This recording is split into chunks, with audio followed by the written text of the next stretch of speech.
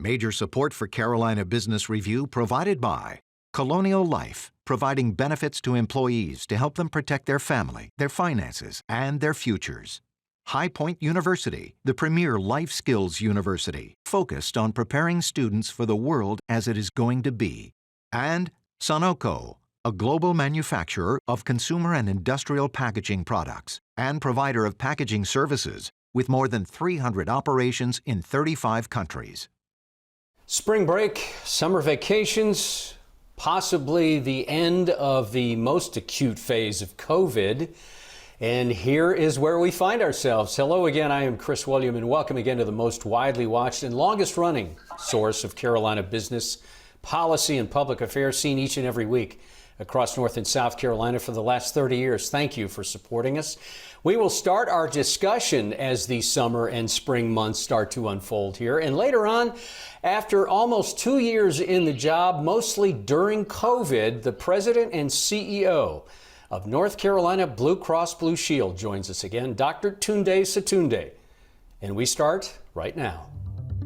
Gratefully acknowledging support by Martin Marietta, a leading provider of natural resource-based building materials, providing the foundation upon which our communities improve and grow. Blue Cross Blue Shield of South Carolina, an independent licensee of the Blue Cross and Blue Shield Association. Visit us at southcarolinablues.com. The Duke Endowment, a private foundation enriching communities in the Carolinas through higher education, healthcare, rural churches, and children's services.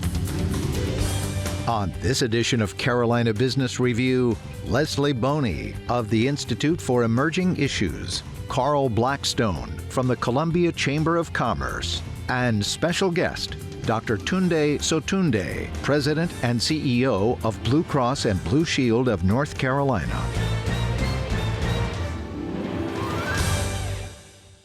Well, happy spring, and in some cases, happy spring break. We're glad to have you back on the program. Leslie, welcome. Carl, welcome. Leslie, you get the first pitch, sir. So, Leslie, because of hostilities, of course, between Ukraine and Russia and the tragedy that has unfolded there, we have seen more than a spike in energy prices. We have seen what seems exponential, but will be felt at the pump, on personal balance sheets and corporate balance sheets. Have we gone past a tipping point now when it comes to cost of living somewhere in here? How does this affect us? I think it's going to have subtle effects everywhere and more obvious effects in a lot of places. So you'll start to see it, in a couple of weeks. In some cases, you're already seeing it on your grocery store shelves. When it comes time to order the next laptop for your office, you're going to notice those prices are going up. When you get your next heating and cooling bill, you'll see that there's a change in price there. And I do think there's a ripple effect that comes throughout the economy as first gas and oil prices go up, and then there are other energy prices that people use to substitute. And so there's a greater demand for energy all across the board, and that causes increases in prices that everybody can see. Carl, I know you're not a tourism expert per se, but you know a little bit about it. Certainly the Carolinas are both single largest industry is tourism. South Carolina, absolutely, beaches, etc. For summer and spring, is this going to be a real headwind for that kind of travel and that kind of activity? Well, I agree with Leslie. I mean, it's just got a ripple effect. And so when you see this on high gas prices and higher cost inflation, the highest rate in 40 years. I mean, on the backs of COVID, on the back of supply chain issues and a workforce issue. So it is really a perfect storm, if you will, of not great things for the economy. But I think I think there's still a pent up demand for getting out and doing things. So I think it will have a huge impact. But I think for those, it's not going to deter people from having significant vacation plans. What it will do is going to cost a lot more. Mm-hmm. And so everybody's going to have to raise their prices, and they're not doing it once or twice a year. They're going to do it once or twice a month now. And it's just for the unseeable future. That's what we're going to have to deal with. Let's pivot, gentlemen, and let's talk about education. Here we are 2 years now past the first emergence of COVID in the U.S. and in the economy. Leslie, there have been several reports of late around educational attainment for 2021, educational achievement for 2021. When we look back, has it been, two questions, has it been an educational crisis from that point of view? And have we seen a real loss in educational attainment? I think to the second question, I think there's undeniable loss. And, depending on which study you look at, from which time, you're seeing 4 to 8 months of learning loss. And if you look at some of the past things that have happened in the world where we can look back and figure out what happened longitudinally, you'll see that those little bits of learning loss tend to compound themselves over time. So, what starts off as maybe 4 months of learning loss, the next year it may end up being 6 months, and some people may get lost in the shuffle. And so I think it's the kind of thing we need to really pay attention to on a K through 12 level. On a university level, the challenge is that there were people who delayed and didn't go. So you saw community college enrollment in particular go down. In some universities, things decline, not at NC State where I work and not at some of the others, but you did see people delaying going on to higher education as well. Carl, same question. Has this been not a mortal wound, but certainly a critical wound to education in the Palmetto State? I mean, absolutely. I mean, as a parent, I've got kids both in college and in K-12, and we've seen a disruption, right? And so the long-term impact is going to be significant. We've got to get a handle on it. Costs are still going to be an issue for higher ed and the technical college or community college system. So we've got to figure out a new path forward. And also, I think we're going to have to change what our goals are. And what I mean by that is, what do businesses need to function? What do they need to have in their employee? Some people have arbitrary guidelines for hiring. And I think with the supply chain and supply and demand of workforce today, I think we've got to do a hard look at ourselves and find out what we truly need to be successful in the business world and go out and find those kids. And we've got to backfill that with some educational attainment issues as well. This issue, of course, is indivisible with the idea of producing men and women that are ready for a workforce. Leslie, educational attainment goes on to become labor participation, hopefully, and that's been under fire. So how critical do you think that is? And are we past a tipping point on labor participation? Well, significant declines in North Carolina in particular, but also in South Carolina in the percentage of people who say that they want to work. So there's a labor force participation rate that is sort of the accepted proxy for how many people are out there that want to work, either are working or say they want to work. And the decline in North Carolina is such that if we were at the same rate as we were pre-pandemic, we would have an additional 360,000 people available to work. In South Carolina, if they were at the same level as pre-pandemic, there would be 100,000 more people available to work.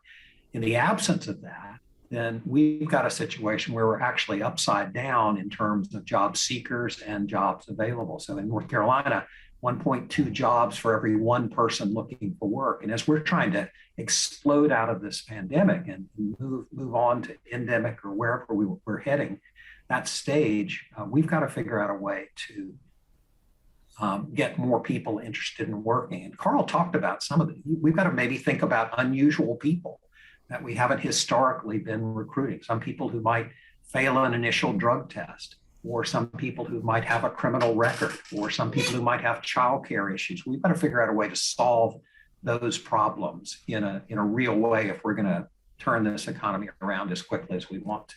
Carl, how do you address that? Well, two things. I think one, the cooling off of the economy, the rising rates, but also the conflict that's happening in Ukraine right now is probably not good for the market.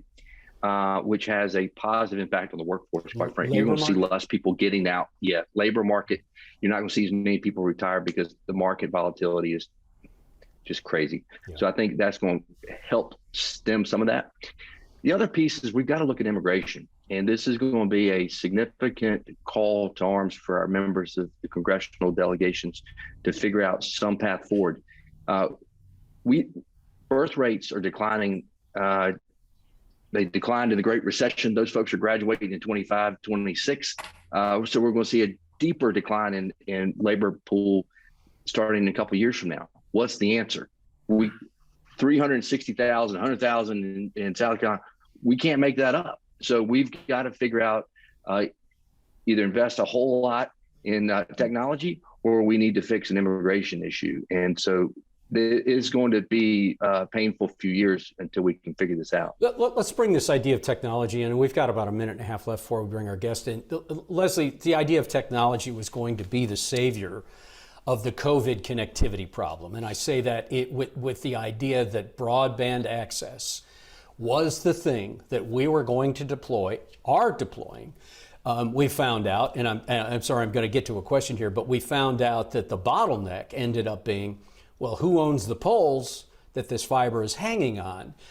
Will we get past this bottleneck, and would you forecast that broadband will be in the Carolinas like electric generation? It is going to be in every home and every community sooner rather than later. Yeah, I think the federal stimulus funds are going to ensure that we get to probably 95, 98% penetration eventually for availability of broadband. The bigger problem from my standpoint is that once we build it, people aren't coming. So if we build it, will they come? Well, right now in North Carolina, a quarter of people who have access to broadband aren't subscribing. And if you think about the potential that has, if we could get more people subscribing, not just for children learning at home, but for adults trying to learn at home or people trying to work from home, that could overcome some of the spatial challenges we're having, where there are people available in one place, their jobs in another place. And if we can find a way to make that available and adopted, then I think we have a real chance to address some of these short-term labor shortage problems we have.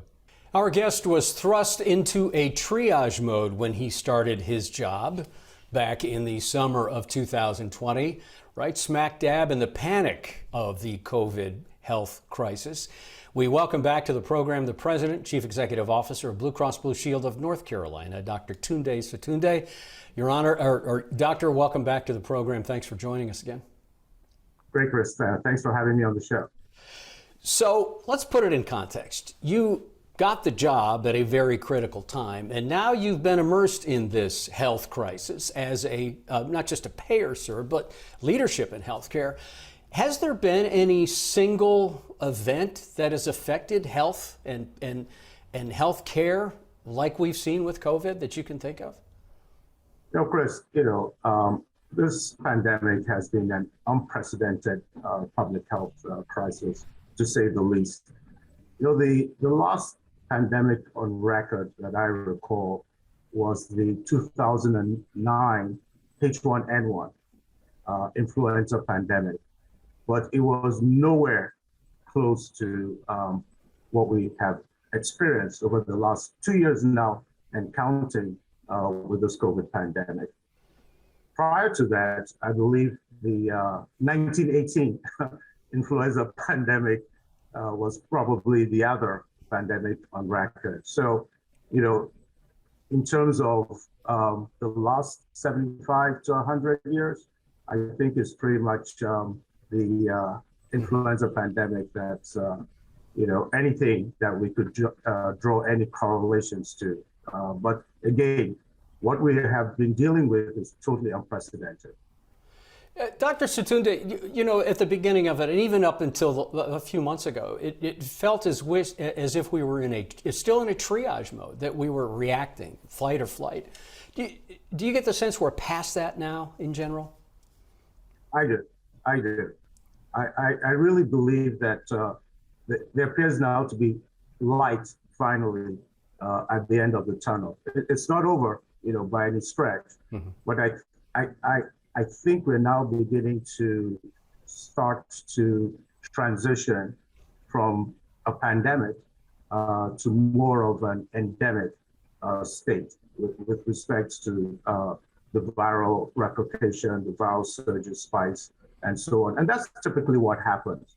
When you have these pandemics, when you have epidemics, over a period of time, people develop herd immunity. People get vaccinated, which is what has happened, at least for us here in the United States. We have one of the highest vaccination rates, at least in the Western world. And what you tend to see is that the virus tends to burn out over time. Mm-hmm. It loses its ability to replicate. And then it just becomes endemic. And we live with the virus. It's no different with how we are living with the flu virus. Even there are other strains of coronavirus that we live with today and have done so for many years. Leslie?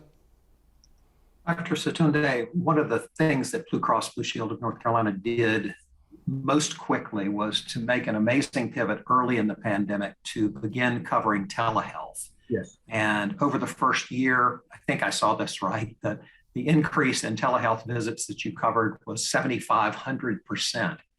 I'm wondering, as we move toward an endemic stage, whether you think telehealth will continue to be supported in the same way by both insurance companies, but also embraced by primary care physicians. Mm-hmm. Absolutely. Leslie, I don't think there's a question about that anymore.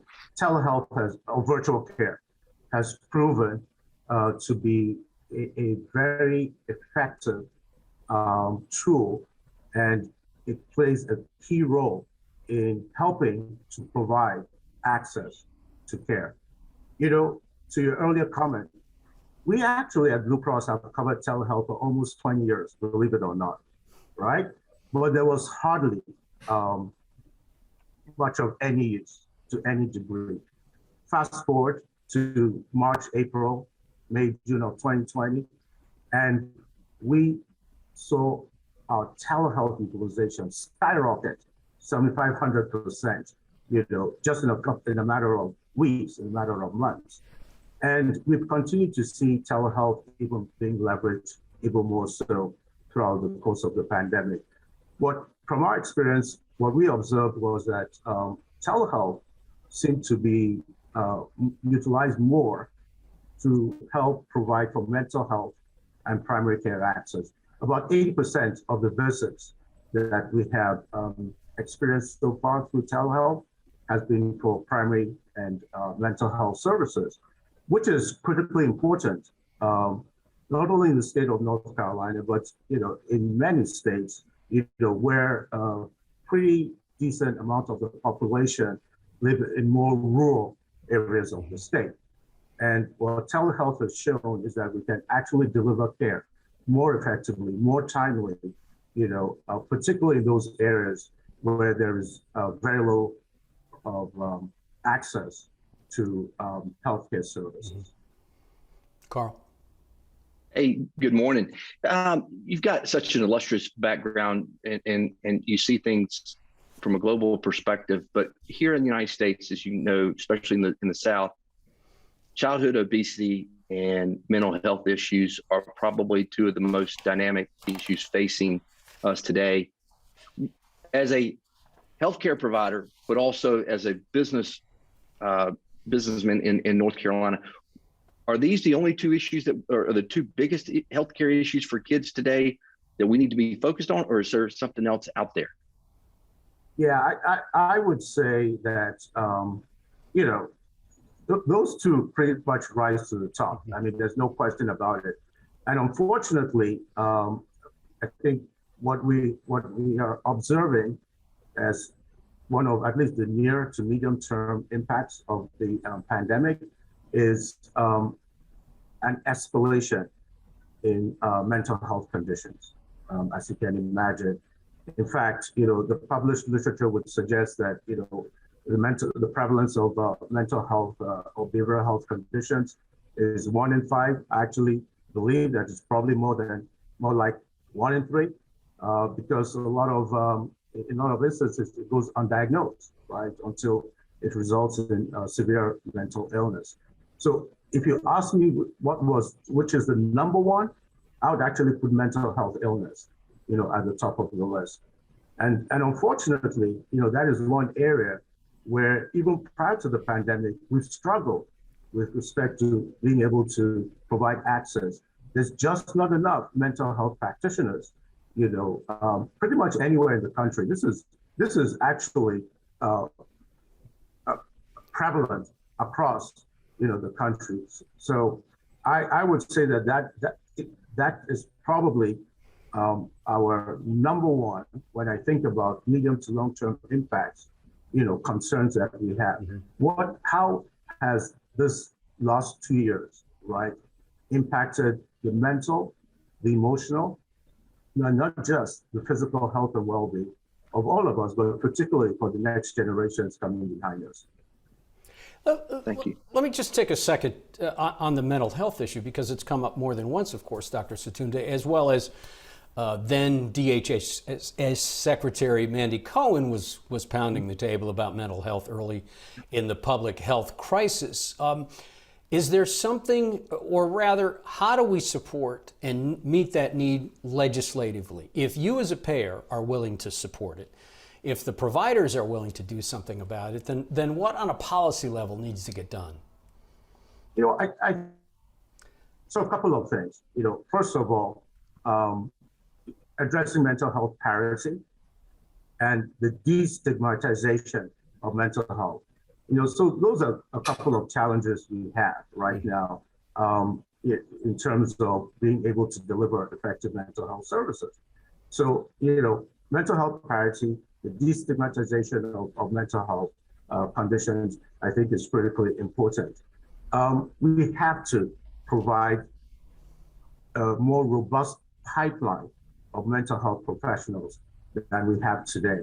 I mean, if you ask me, from my own personal opinion, I think, one of the areas that we can come together, as a coalition is really to increase the number of mental health practitioners, training supports and so on, offsetting tuition and, just ensuring that people that have a desire to attain the level of education, whether they can then in turn provide mental health services, I think is another area of opportunity. And I think we should incentivize mental health professionals to practice in a more underserved and more underprivileged parts of the state. Allow them to practice at the highest levels of their licensure. So those are just, a couple of what I've described as meaningful, practical, policy areas that can be addressed. Leslie? The Blue Cross Blue Shield Foundation has put a huge emphasis on racial equity funding. And there is ample data to suggest there are dramatic differences based on race and ethnicity in terms of healthcare outcomes. Blacks on average live 4 years less than whites. During the pandemic, you've seen both the Latinx community and the Black community really suffer disproportionately in terms of infections and hospitalizations and deaths. I'm wondering what you see that you find to be the most compelling data for an intentional emphasis on addressing racial equity gaps in healthcare. So we've known about issues around health equity. I often describe it as lack thereof, with respect to, predominantly more so a minority, underserved, underprivileged, marginalized communities. What has become even more evident as a result of the pandemic, the pandemic has actually shone a light on the severity and the depth of these health inequities, even more so than many people, including people like myself, realize. And I think, as we look forward, coming on the back end of this pandemic, we have to take those lessons learned and really think differently about how we address those social drivers of health that impact one's health and well-being. Whether it's with respect to housing, whether it's with respect to providing jobs, whether it's with respect to addressing food insecurity and ensuring that people have access to fresh food, vegetables, and so on within a reasonable distance of wherever they might live or work, and whether it's with respect to addressing social isolation. And now we also have to address bandwidth, because now we are all acutely aware of how important or critically important it is, to be able to leverage technology and tools so that we can provide, better access to care. And we've got 30 seconds left, so it's not fair to bring this up, but you've also, and not to put words in your mouth, but sir, you've also said that education is a determinant of health and overall health and quality of life? Sure. Yeah, education clearly has a direct correlation. There are many studies that have demonstrated this with improving one's health and well-being. Education leads to better health literacy in most cases. It leads to better jobs. It leads to access to better healthcare coverage. It leads to access to better care. It leads to increased life expectancy, right, and so on. So there is no question at all that education and healthcare are interwoven. Okay. Sorry to interrupt you, sir. I wish we had more time, but we'll have you please come back when you are well past any immediate pandemic issues, but best of luck going forward, sir. Thank you very much. Thanks for having me. Absolutely. Leslie, good to see you. Carl, thank you. Until next week, I'm Chris William. Good night. Major funding for Carolina Business Review provided by High Point University, Martin Marietta, Colonial Life, the Duke Endowment, Sunoco, Blue Cross Blue Shield of South Carolina, and by viewers like you. Thank you.